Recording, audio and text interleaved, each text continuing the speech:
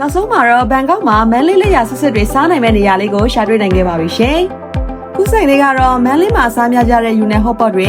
မြင့်ခင်ထုံးမုံနေနဲ့မန်လေးကတရုတ်ဟင်းလက်ရဆစ်တွေကိုစားလို့ရနိုင်မဲ့ဥဒုံစုကဘန်ပိုက်ဆိုတဲ့ဆိုင်လေးပါရှင်။ဆိုင်လေးကိုအဓိကသွားတဲ့ရည်ရွယ်ချက်ကတော့ဒီယူနယ်ဟော့ပေါ့စားခြင်းလို့ပါ။ကြားတဲ့မန္တလေးကိုမရောက်တာကလည်းတော်တော်လေးကိုကြာသွားပြီဆိုတော့ဒီယူနယ်ဟော့ပေါ့မစားရတာကလည်းတော်တော်လေးကိုကြာသွားပါပြီရှင်။အခုတော့ပြန်စားရပါတော့မယ်ရှင်။ဆိုင်မှာကဒီယူနယ်ဟော့ပေါ့ကိုသူက2ယောက်စာရှိတယ်4ယောက်စာရှိတယ်ပေါ့နော်။ဒီယူနယ်ဟော့ပေါ့ကတော့သူကအလွာလိုက်အထက်လိုက်ကလေးတွေသူတို့ကပြင်ဆင်ထားတာပေါ့နော်။ဒီမှာဆိုရင်မြင့်ချောက်ရဲ့ဝက်ခောက်ရဲ့ဒီမှာဆိုရင်ဝက်3တက်သားရဲ့ပါရှင်။အပေါ်ဆုံးမှာကတော့သူကကြက်ဥလိပ်တွေတင်ပေးထားတယ်။အစာပလာတွေကိုအပြည့်အသိသူတို့ထည့်ပေးထားပါတယ်ရှင်။ဒီမှာဆိုရင်ဝက်ဥချောင်းရဲ့ပဲပြားရဲ့ပိန်းဥရဲ့ပါရှင်။ဒီယူနယ်ဟော့ပေါ့ကိုစားလိုက်ရတာတကယ်မန်လေးကိုပြန်ရောက်သွားသလိုပါပဲမန်လေးမှာဆိုရင်အိုဂျီတပွဲမှာပြီးတော့ပေါ့နော်ပြီးသားစုလိုက်ဝိုင်းစားကြပါတယ်ရှင်ဆိုင်ကမာလာရှန်ကောလေးလေးနီးရှင်တာနဲ့မာလာရှန်ကောလေးလေးမှာထားပါတယ်ရှင်သူတို့ရဲ့မာလာရှန်ကောကတော့ကိုယ်တိုင်ရွေးစရာမလိုဘူးသူကတခါတည်း fix လုပ်ပြီးတော့ပြင်ဆင်ထားပြီးသားပေါ့နော်အရသာလေးတွေအထုံဆက်လေးတွေကကွက်တိကျနေတယ်တကယ်လို့ဆက်မစားနိုင်ဘူးဆိုရင်တော့ကြိုပြောလို့ရနိုင်မှာပါရှင်သူတို့ဆိုင်မှာရှန်ကောက်ဆွဲလေးကိုလည်းစားခဲ့ပါသေးရဲ့ရှင်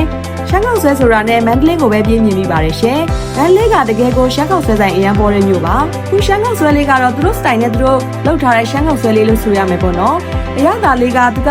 ကျွတ်မြူစီချက်နဲ့လေးမွေးနေပါတယ်ရှင်။ဆိုင်မှာတရုတ်ရင်းလေးတွေကိုလည်းသူတို့ရောင်းပေးပါသေးရဲ့ရှင်။မန္တလေးကတရုတ်ထမင်းဆိုင်တွေရှိတယ်လေ။အဲ့ဒီထမင်းဆိုင်တွေမှာရောင်းတဲ့ကြက်ချိုချင်းဝက်ချိုချင်းကြက်ချင်ဆက်တောက်ကျော်တို့ဘာလို့လိုမျိုးပေါ့နော်။အခုဒါလေးဆိုရင်ဝက်ချင်ဆက်ပါတယ်ရှင်။ဝက်ချင်ဆက်ကမှသူကပဲငပီလေးတွေကပါသေးတယ်ပေါ့နော်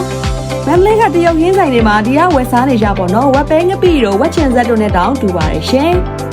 ဒါလေးဆိုရင်သူတို့တောက်ကျော်ကိုလောက်ထားတာပေါ့နော်အသားတောက်ဆင်းထားတဲ့အသားပြားကျော်မှာအပေါ်ကနေကော်ရီဆန်းထားတာပါခိုင်းမှာကဒီလိုတရုတ်တပင်းရင်းတွေကရောင်းတာနည်းနည်းရှားတယ်ပေါ့နော်တကယ်ရောင်းပြီဆိုရင်လည်းသူတို့ကဈေးကြီးတဲ့ဆိုင်တွေများပါတယ်ရှင်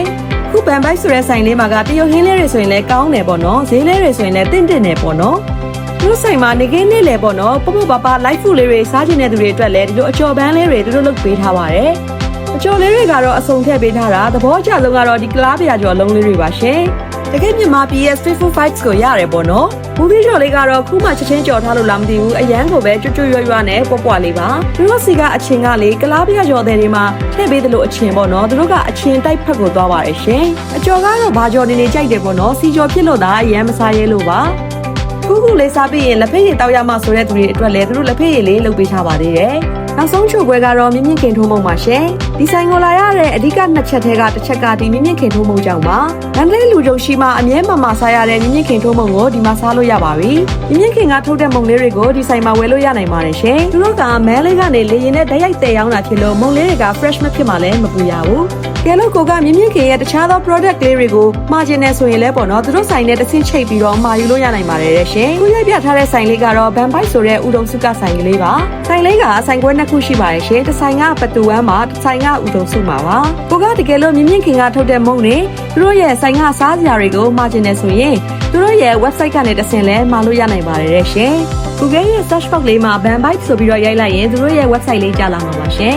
သူတို့ရဲ့ website ထဲမှာရှိတဲ့ menu လေးကတစ်ဆင့်ကိုကြိုက်တာတွေကိုသွားမှာရမှာပါရှင်သူတို့ရဲ့ website ထဲမှာပဲ point စုတာတွေ member ဝင်တာတွေလည်းလုပ်လို့ရပါသေးတယ်ရှင်တကယ်လို့ဒီ website ကိုမသုံးချင်ဘူးဆိုရင်လည်း Facebook ရဲ့ Messenger ကနေပြီးတော့တစ်ဆင့်ဆက်သွယ်ပြီးတော့လည်းမှာယူနိုင်ပါတယ်ရှင်